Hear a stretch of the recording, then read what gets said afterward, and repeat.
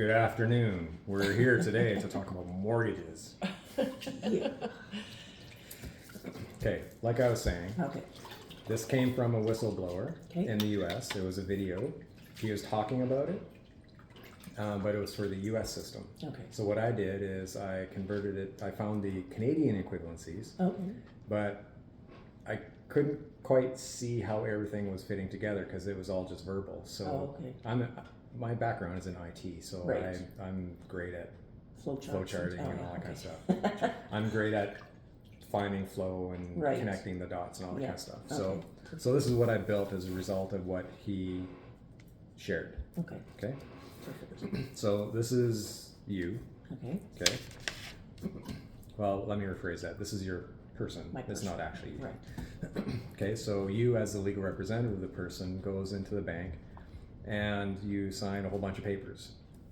Okay. One of them is a promissory note, which is the promise to pay, Right. and the other one is the actual mortgage.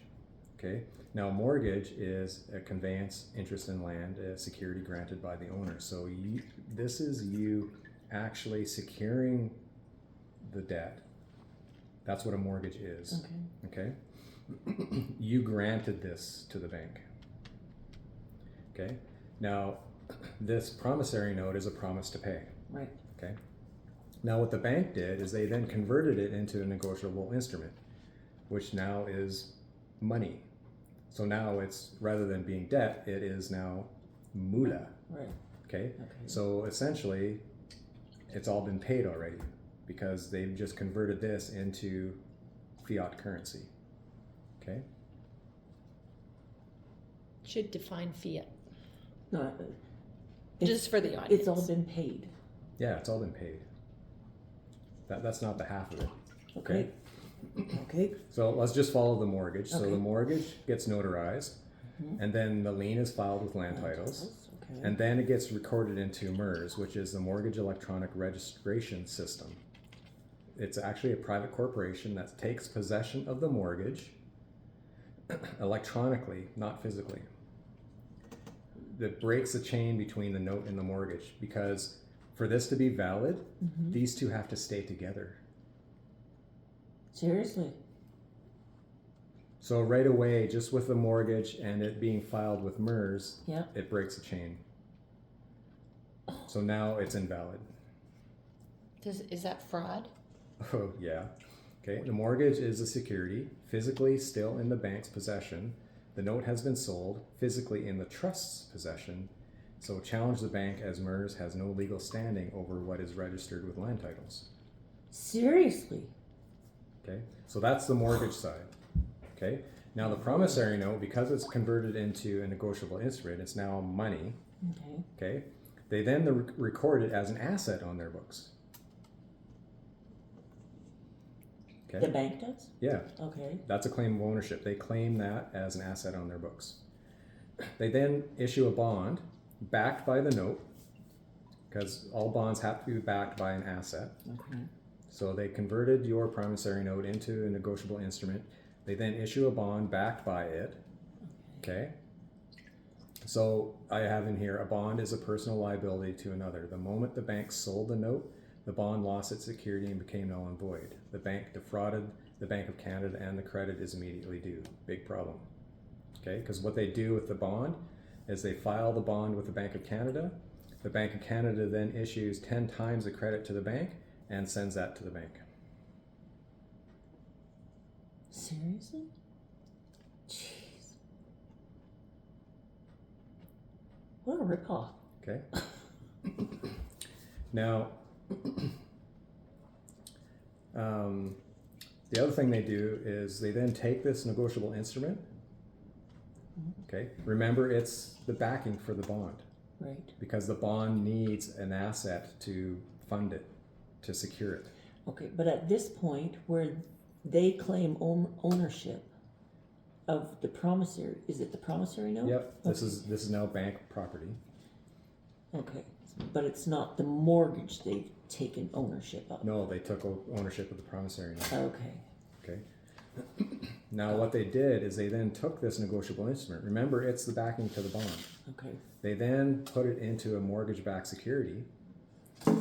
They bundle a whole bunch of these together to create a mortgage-backed security, Okay. and then the security is sold to a trust, and in Canada it's a Canadian Housing Trust.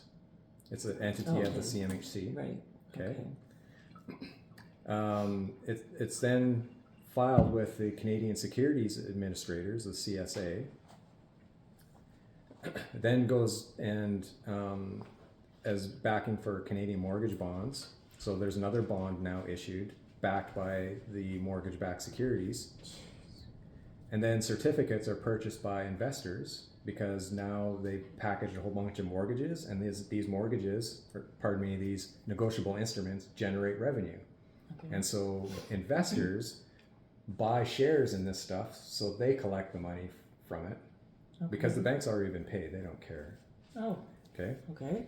So the certificates purchased by the investors generates cash, which then goes through the Canadian Housing Trust and then back to the bank. And those funds then are the funds that go back to you to actually buy a house. That's how you get, if you need $300,000, that's where the $300,000 comes from.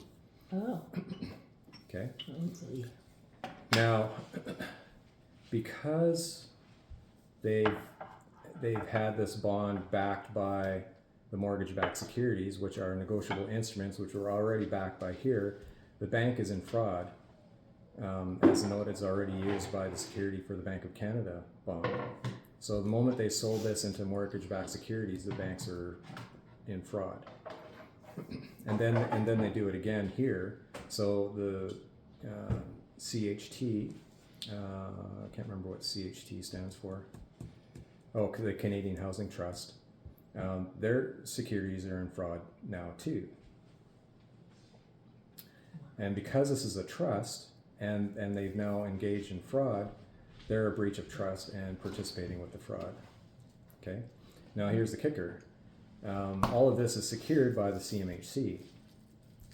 So the insurance pays the trust upon a default of 90 days. So even if you defaulted on your mortgage, the bank isn't out because CMHC insurance pays the mortgage-backed security, the trust, in case you default.